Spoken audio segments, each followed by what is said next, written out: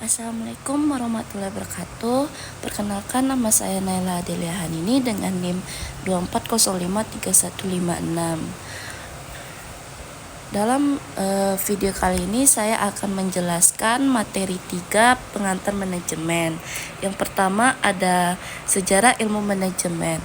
Peninggalan fisik sebagai ciri adanya implementasi ilmu manajemen seperti piramida di Mesir, bangunan Ka'bah di Makkah, tembok Cina, dan lain sebagainya. Peninggalan fisik tersebut menggambarkan adanya aktivitas yang teratur dan bertahap di masa lalu yang saat ini dinamakan manajemen. Yang pertama ada Owen dan Babbage atau pionir ilmu manajemen modern. Robert Owen tahun 1771 sampai 1858, perlunya SDM dan kesejahteraan pekerja dalam sebuah organisasi. Yang ketiga ada Charles Babbage tahun 1792 sampai 1871, yaitu pentingnya efisiensi dalam kegiatan produksi, khususnya dalam penggunaan fasilitas dan material produksi.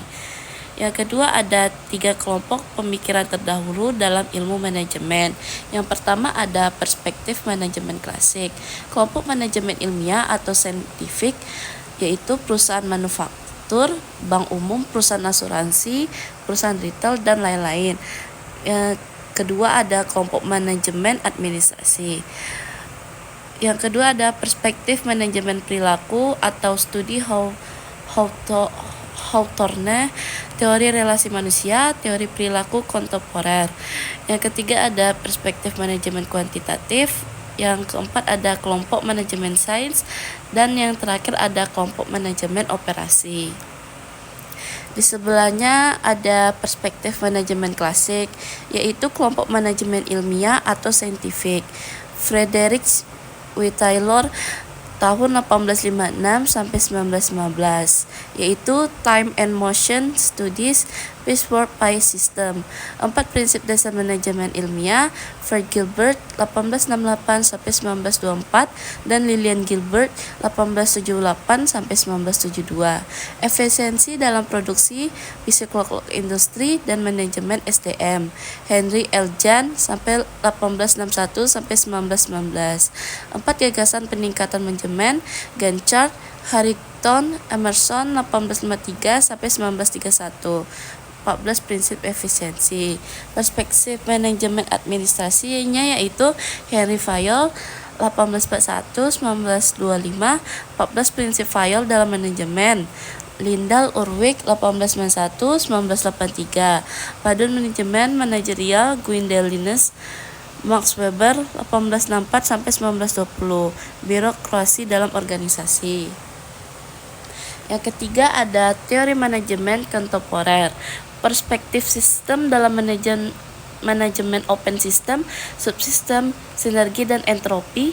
Perspektif kontingensi dalam manajemen, there is no is things as not based and general way on management. Perspektif sistem dalam manajemen, yang pertama ada sistem terbuka adalah sistem yang melakukan interaksi dengan lingkungan, di mana kebalikannya sistem tertutup tidak melakukan interaksi dengan lingkungan. Yang kedua ada subsistem, merupakan elemen dalam sistem organisasi atau manajemen yang satu sama lainnya saling berkaitan. Yang ketiga ada sinergi, adalah konsep yang menjelaskan bahwa pekerjaan yang dilaksanakan secara bersama-sama akan memberikan hasil yang lebih baik daripada jika hanya dikerjakan oleh seorang saja. Yang keempat ada entropi, adalah kondisi di mana organisasi mengalami penurunan produktivitas dan kualitasnya disebabkan ketidakmampuan dalam membaca dan beradaptasi dengan lingkungan.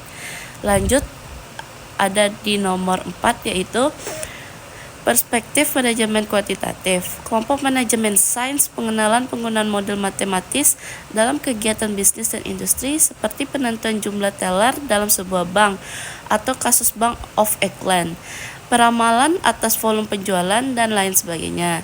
Kelompok manajemen operasi. Lanjutan dari kelompok manajemen sains, adanya fokus pada pendekatan kuantitatif untuk peningkatan efisiensi, dikenalnya pendekatan analisa break-even,